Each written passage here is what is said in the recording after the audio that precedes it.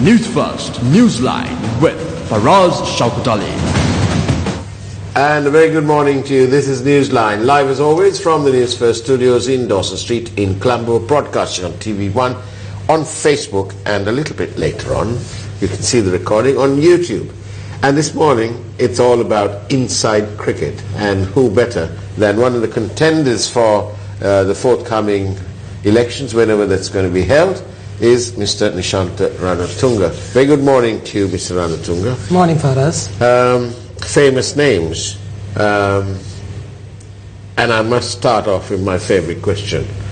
There's always, Sri Lanka cricket has been dominated over the last few years by Dharmadasa, Ranatunga, Sumatipala, Mohandi Silva, Ranatunga, Dharmadasa. And, do you know, it's only about 3 or 4 names. Why is this? I think it's based on the interest levels of different people to serve the game. And also there could be other reasons. But from my perspective and Ranatunga family's perspective, I would like to say that we being cricketers, Ranatungas are known in this country and the world because of this global game. And if you can serve this game with whatever we have learned from cricket and giving something back to the game is the ideology that we have. So basically, from my point of view, especially, I feel I have been an administrator, a player. So whenever there is an opportunity for me to serve the game, I do it. I do it at my school, I do it at my club, and when it comes to Sri Lanka cricket, if I feel I can serve and give something back, I'm happy to do it. What's your game, shall we call it? Is it driven by passion for the game, or is it driven by financial gain? What is it? I would say it's a passion that we have for the game, and when you serve the board, you are not financially benefited. Right. You see, for example, all the executive committee members, we are not benefited with the salary or payment. There is a set of staff members who are being paid a salary. But from the other hand, there could be advantages for certain people who are involved in various other activities which can use the game as a scapegoat. Right. So there could be reasons from that perspective. And purely on my perspective, I feel being a cricketer, being an administrator, it's our passion to serve the game. Right. And what about others? Why aren't we attracting others? Are they just not interested in administration? We've had obviously Arjuna Ranatunga goes down as the man who led us to the World Cup.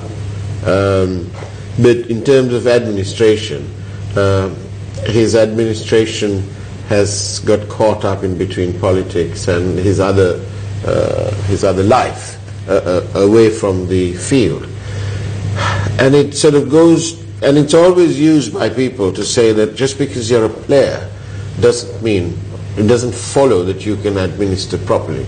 And there's another school of thought to say that all these names that I've mentioned have come in after we won the World Cup. Some people have been involved before, but it's after the World Cup, and that there is some element of reflected glory that they're trying to play with. How true is that? Are you all trading Firstly, to answer your question, it's very difficult for me to answer on behalf of the others. No, that's true. Yeah, but my personal view is, if you love this game, you can't just come to the board and serve. You need to help the game at grassroots levels. I played the game starting at Ananda College. Even up to now, whenever possible, we try and help our alma mater. Then I played for SSC, then I played for Coles, and I'm the president of Coles Cricket Club. I contribute towards cricket at Coles. So there are certain set of people who feels, okay, we are cricketers. Okay, whenever there is an election, we should use our good name and come and serve. But there are certain other people who contributes in the game of cricket at club level, running club cricket, getting involved in school cricket. And I feel they are the people who knows the grassroots level of cricket administration. So there's a value for them to come and serve, and there's a passion for them to come and serve the game. And getting back to Arjuna, I think he's a very good administrator in my perspective, but his problem is he's too straight to play this game in terms of administration. And I have always told him, don't fight to do the 100% right. Be in the system and do at least 60%, 70% right, rather than stay out and allow others to do 100% wrong. Well, actually, the allure of Sri Lanka cricket started along with the admission of Sri Lanka to the ICC when we got test status. That's when cricket became sort of far more commercial, obviously, than it was before. That's one aspect. And Sri Lanka is on the international map.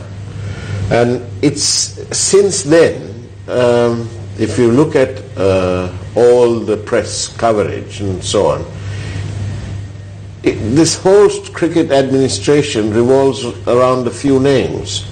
And Joe Public, I'm sitting there, I'm reading this thing, and I'm thinking, why? What is so... Bertie Premalaldi Sanayake once told me, God bless him, but he once told me, he said, I can't understand what it is, what the allure, what the honey is that wants or drives business people, who are very successful business people, who want to leave their businesses aside and come and run Sri Lanka cricket. He said, you find out what the honey is all about. And he then assured me that he would give his vote to whoever it is, provided that they develop cricket in his area.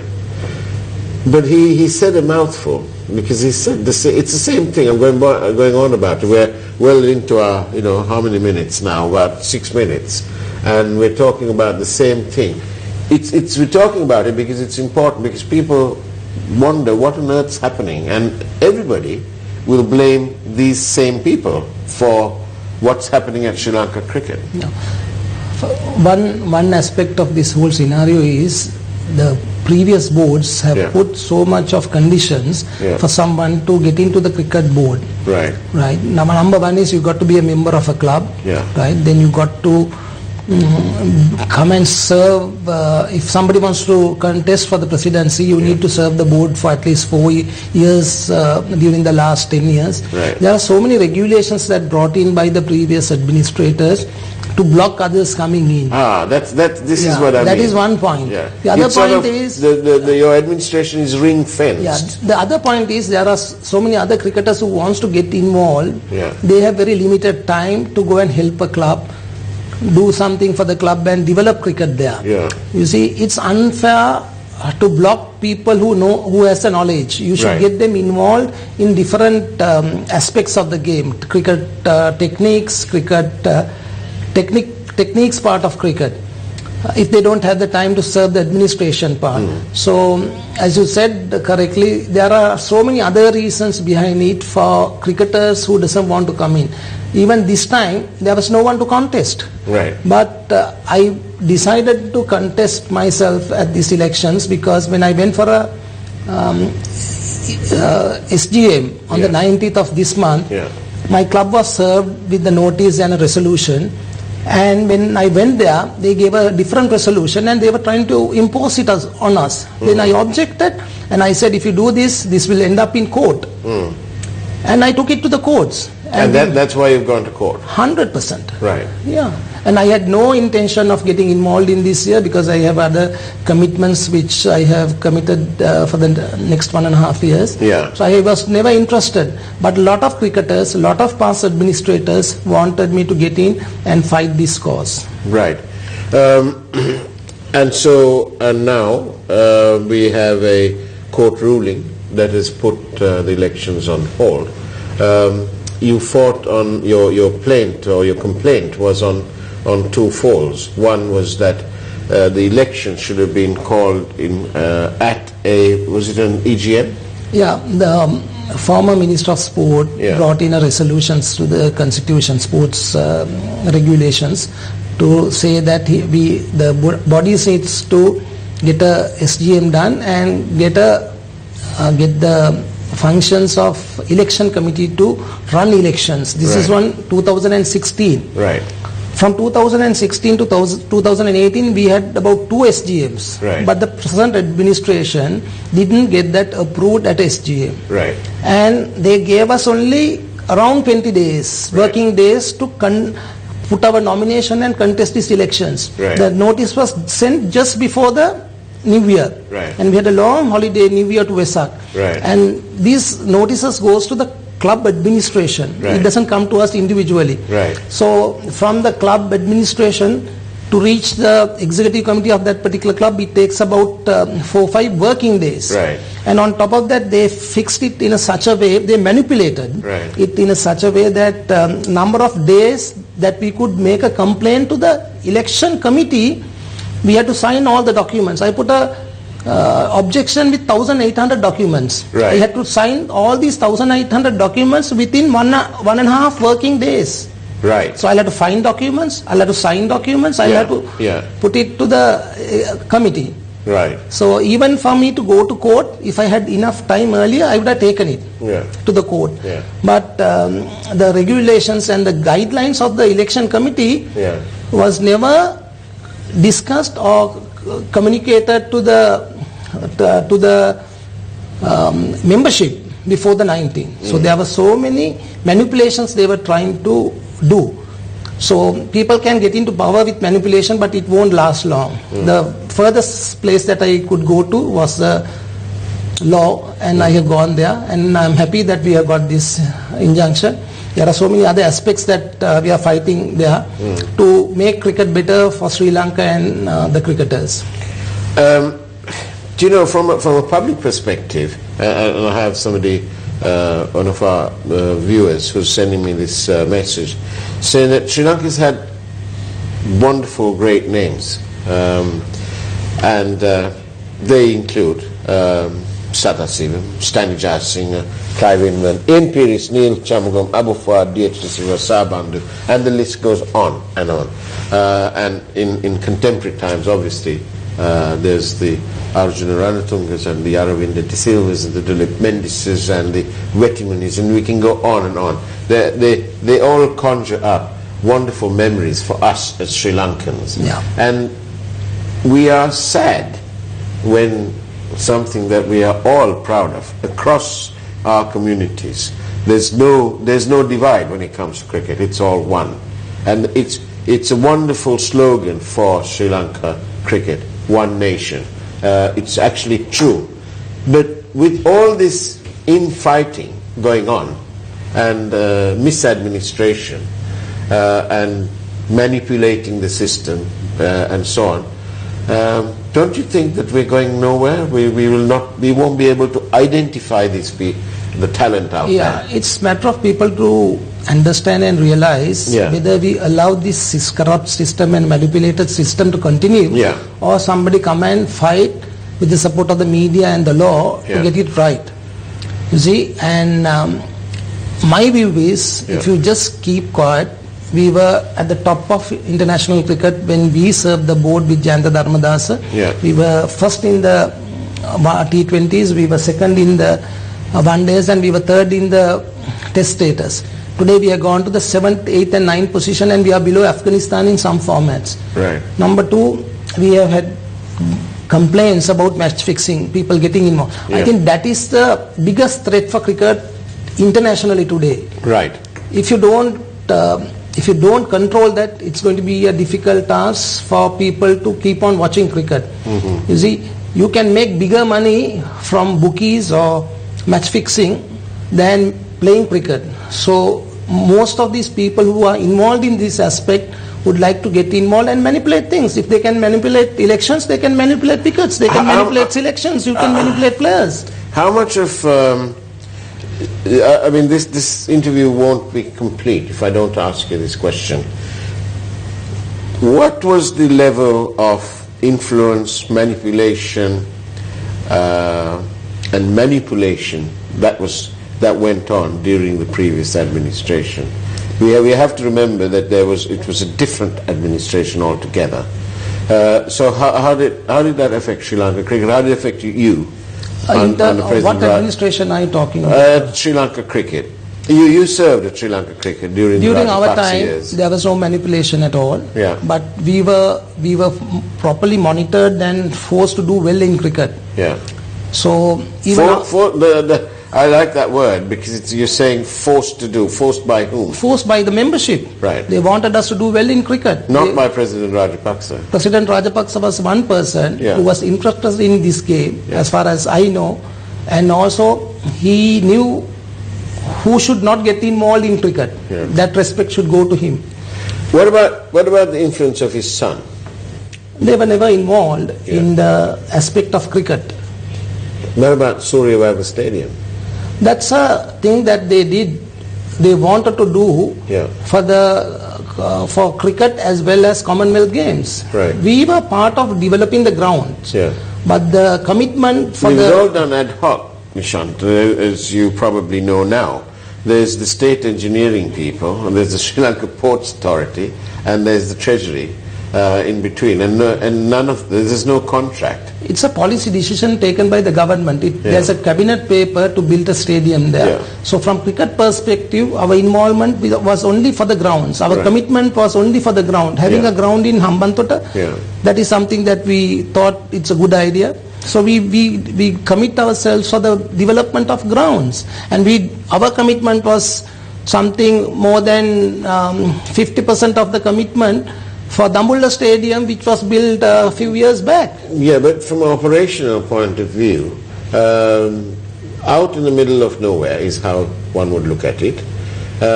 We know that you have to develop areas and you have to start somewhere, but you're putting an international standard stadium in the middle of a place where there's very little hotels, very little hospital facilities. Now there are roads, but do you know what I mean? I got a point. You look at when Mr. Premadasa, former President Premadasa was there, when he built Premadasa Stadium, everybody was against it, but it gave us certain benefits. When Ms. Honorable Gamini Disanayaka, he wanted to develop Asgiriya, people were not happy about it, but it gave us results. You look at Hambantota in time to come with the Southern Development Program and Southern Development, I'm sure we will have more benefits. Right. There are some viewers who say, well done for you to go into court, by the way. And they say that, but they're also asking about, we'll ask you this question because otherwise, again, it's not complete. What about this rule about gaming and the involvement in gaming, the involvement in the media? Obviously, the ICC rules by which... answer this question first of all. Is Sri Lanka cricket, are we bound by ICC rules? ICC is us. ICC is not somebody who is like a policeman. Right. We are part of that. We are part of ICC. There are 10 or 12 countries who are involved in the ICC board. We take policy decisions, and there is ICC staff who implements it. And ICC is they are very concerned about match fixing and security. So match fixing is an aspect that we put on policies to try and eradicate, which is a difficult task. So as far as the game is concerned, the involvement in betting, involvement in the sports administration is a huge risk for any country. I am not targeting one particular person. You take for example, if I'm the board president, if I want to lose against Zimbabwe or the lower level country, the bookie people get bigger money. You bet for 80%, 20%. If Sri Lanka puts, a guy put $100, he gets $800 if Zimbabwe wins. But if you put on Sri Lanka, they'll get probably $120. Right. So the manipulation can be done through preparation of wickets, players, and various other aspects. Right. Allowing not getting the best of players to play.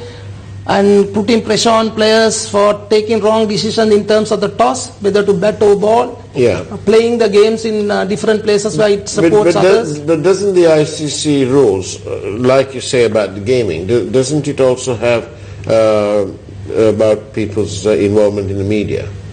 Yes, I think Sri Lankan regulations brought it in, but not the ICC. Right. You see, anybody who is involved in media, ICC they can serve. But in terms of Sri Lanka, during Honorable Mahindananda Alutgame, he brought in a rule, and that is also... So didn't that affect you at the time that you served at CSN? It did, and I resigned. Right. Immediately when the regulation was brought in, I resigned from there. Right.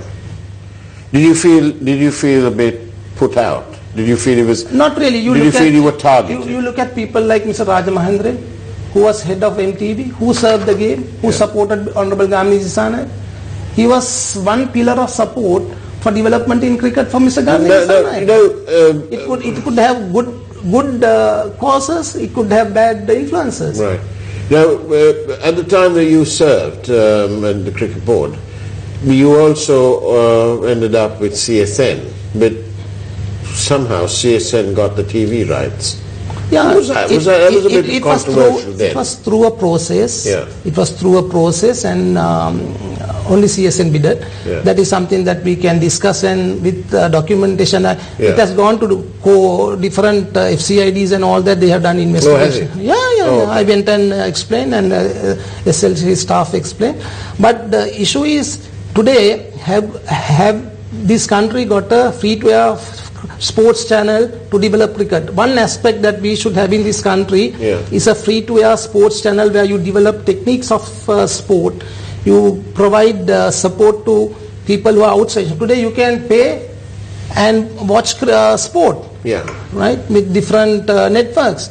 But other than few channels like MTV, who contributes towards developing sports. But our life has also been made that much more difficult sometimes. I know this is all history, but sometimes you have to go down history to find out the future or what will happen. But you know, it was challenging for us as well. If you remember, I'm sure you remember the small little advertisement that was put in about the TV rights.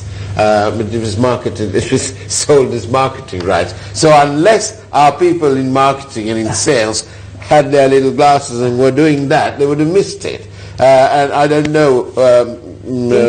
in fact, when this complaint was made, we in fact told all the other channels, if you guys are willing to come with a bid, come with a bid. Right. But actually, to be very honest, it was not a process that I got involved in. And I excuse myself for that process because of my involvement in CSN. Do you regret... we now live in an open ambience, not in a closed one like we did before. Do you regret some of the things you did? Not at all. At CSN? Not at all. What about your involvement in CSN? My involvement was to serve the game. As an individual, to develop sports in this country, you need the sports channel to back you. You guys, any of the sports channels that were in Sri Lanka could not give 24 hours or 18 hours for the game of sport. It's difficult because sport is not there full time for somebody to run the sport itself. Right. Only channel who did at least to a certain extent was MTV. That I should appreciate. And I assisted MTV without even going for a tender. We assisted when I was not in the board. We MTV and myself got involved and did some school development promotions. Right.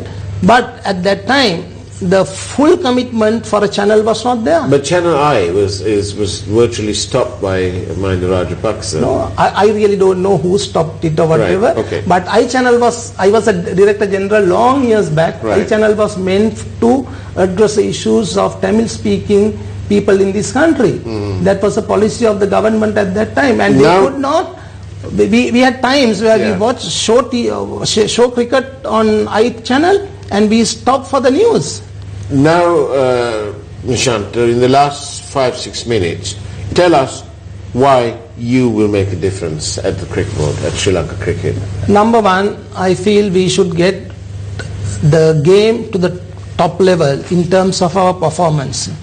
Today the administration is talking about good funding coming in. Yeah. All this good funding was brought in during my time with Mr. Upali Dharmadasa and Jayanta Dharmadasa when we signed FTV agreements. Yeah. When we signed and negotiated for the first time in the history for TV commercial rights with the international broadcaster. Yeah. Today we have lost the team sponsorship with T-Board and the Dialogue. When we were there for 4 years, we signed for 1.3 billion. Today it has gone down to 650 million or something close to that. Only thing this board brought in terms of revenue was the Independence Cup. Hats off to Sumati Pala. Yeah. He managed to get that tour. But what we made was 900 million. But last year, 2017, there was an Indian tour with $25 million commitment from the TV broadcaster. That is the money he's talking about. Right. That is what I call this manipulation. Well, if you come in, if you were to reach the helm of Sri Lanka Cricket, do you think you will inspire other people who have a passion for the game and who really have a passion and have made a contribution in the past? Do you think you will be able to reignite their passion? I'm talking about names like Mr. Rajamahendran, Mr. Anna Punchiheva. We have names, wonderful names in the past. Mr. Punchiheva, I think, has probably blocked our number from there because he doesn't want to talk about it. He says he's of the view that we need a whole new constitution. We also need a new sports law. He says we must start from the beginning because this is all so immersed in manipulations. So, do you think you'll be able to reignite the passions of these great names who made their own contribution? Of course, yes. We will get people who is good in finance, who is good in administration and management, and also the players of past. You look at people like Roshan Mahanama, Arjuna Ranatunga, Kumar Sangakkara, Mahela Jayawardena, Muthaiya Muralidharan. There are so many experts who can contribute, but who doesn't want to get into the staff of SLC. Yes. That is their area to develop cricket. So it's not only a few names that you mentioned, but there are so many others who would like to contribute. Yeah. So it's the administrator's job is not to get people who wants to do things for themselves and give them jobs. You look at SLC today. How many officials of the membership working at the cricket board getting 200,000 rupees, 300,000 rupees, big salaries? Why is it top heavy? Why is that so much staff? It's not a matter of top being heavy. There is a guy who is doing administration who was a wharf clerk few years back. Right. 1.5 years back he was put in a 200,000 rupee salary.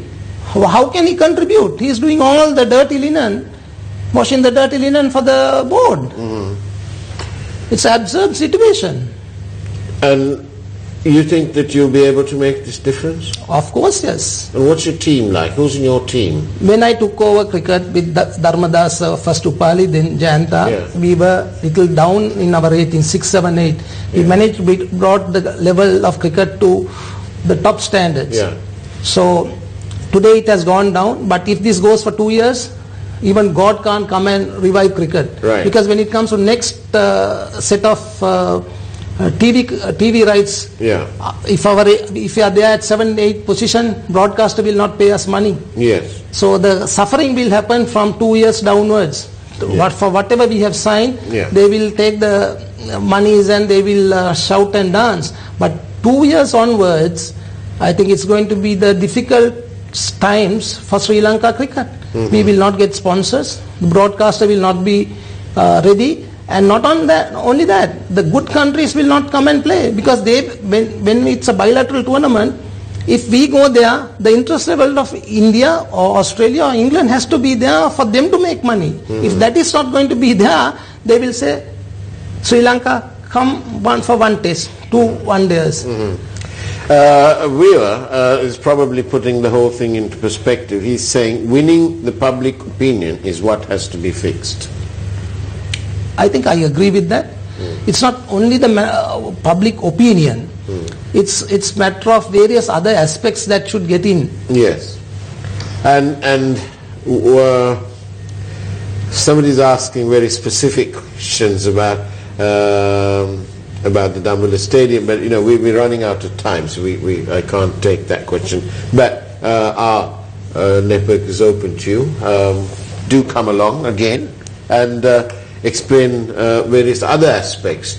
But in a word, when are we going to be on the winning side again? When are we going to win a World Cup? When are we going to do that again? When you're looking at during my time, I served the board for 3.5 to 4 years. We won a World Cup. We got into 3 World Cup finals. We went and beat England in England. We beat Australia in Australia. We were in the first 3. It's not because of me.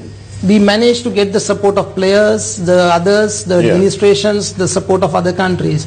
So I think we are on the wrong path, selling our cricket for other benefits.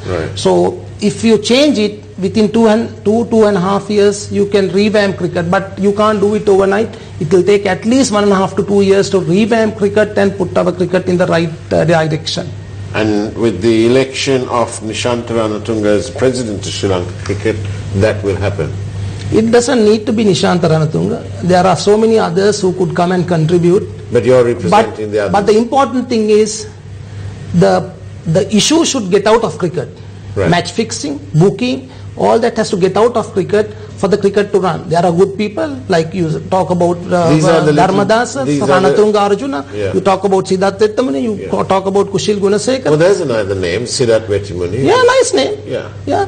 But will they come and contest this guy? Will they take him to court? No.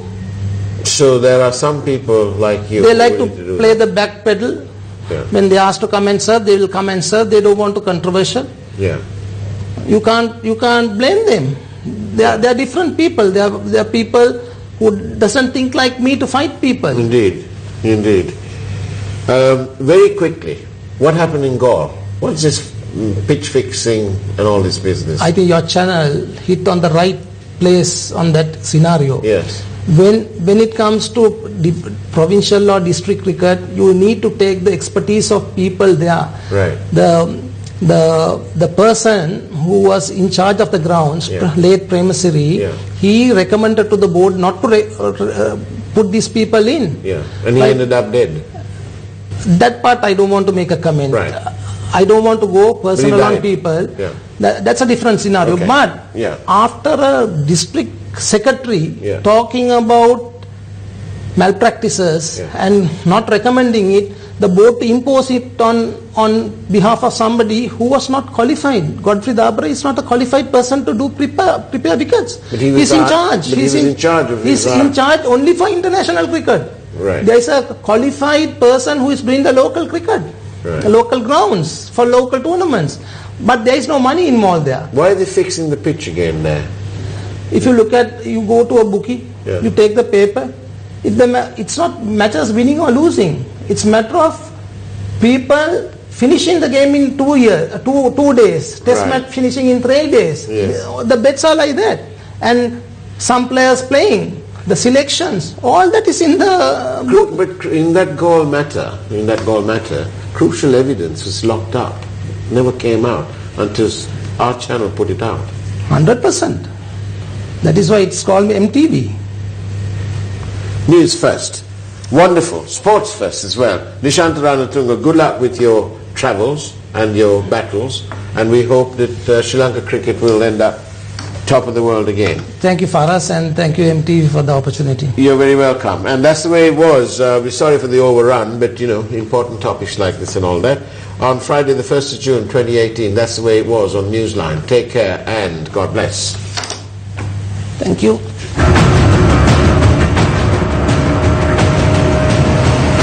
Newsfirst, Newsline with Faraz Shauketaly.